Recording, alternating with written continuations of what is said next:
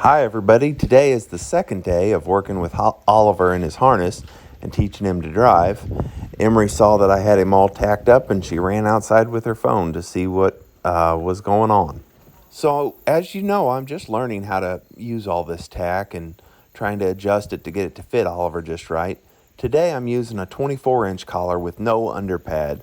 I also have a 26-inch collar with an underpad, but I'm trying to figure out just the right fit and trying to see which one Oliver likes better. One thing's for certain, I've noticed that he likes this bit that I bought on his shopping spree video a lot better than the egg bar bit that I bought at the National Draft Horse sale. So I'm going to continue using this one and try to get another one just like it for when I ride him. Go down to the creek crossing. You want to get ahead of us? Or... Man, doesn't he look good in all that tack?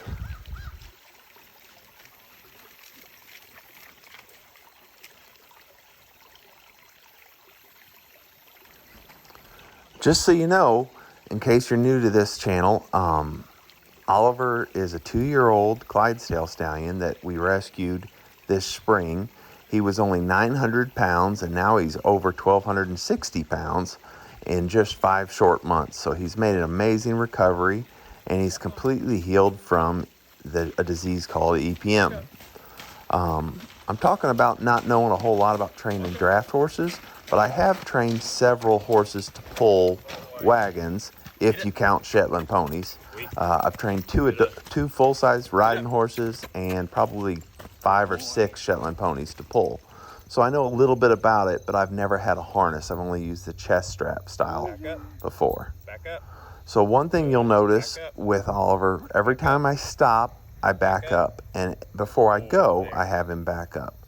And that is so that he doesn't get anxious on wanting to take off or start a load before I ask him to. One of the worst things about training little ponies or anything to pull is when you go to get in the cart, if they start moving before you're in, you can get off balance and it can be very dangerous. So I'm never going to have him in the mindset of taking off without me telling him to. And I'm going to do that by asking him to back up every time that I get in position to start. We're going to back up before we go forward. Good boy. I will also have him back up if he doesn't stop when I tell him to whoa. If I have to repeat myself or pull on him to stop him, then we'll do several steps backwards. Or if I tell him to stand and he takes a step, for every step he takes when he's supposed to be standing, I'll make him take 3 steps backwards at least. But other than that, it's just a good habit to get into. It reinforces your stop, just like I say in the riding horses that I train on my channel, that the backup is the same procedure as the stop. It's the same mechanism in a horse's brain that lets them learn that and get soft. So one other thing you might hear that I wanted to make a point to reiterate.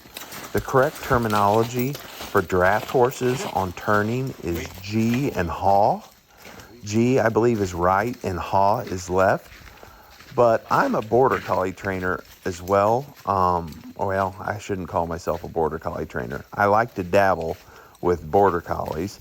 I'm nowhere near at the level to call myself a trainer. But the commands for them on right and left is away and come by.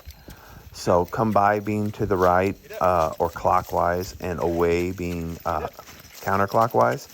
So instead of confusing my brain with more directions, I am going to train Oliver with those commands. As he's my horse and I don't have any plans on selling him, actually, sorry, let me rephrase that. As I am the steward of this horse that is owned by my YouTube channel, I have no plans on selling him. I'm going to use those commands because I don't want to get them confused in my head, and I can really use the help cementing them in my mind for training the dogs as well. Back. Back. Good. Back. Back. Back up. Back. Back. Good. There. Stand. Good boy. Oh, I scare you. Them blinders. Oh, what a good boy. Oliver still isn't too sure about those blinders. It's the only part of the tack he doesn't seem to really like. Dan. Oh. Back up. Back. Back. Back. Back. Back. Oh. Stand there. Good boy. Good boy. That was a good example of when he moved without being asked. But Okay, then walk he on. did back up when I told him to, 3 steps very softly. Then I used the whip there to scratch him and kind of tell him, good boy. I'm going to do another lesson just like this. And then on Friday, I plan to add some weight and maybe have him pulling the sled. So if you're interested in watching this young Clydesdale's progress, hit the like and subscribe button, and God bless and thank you.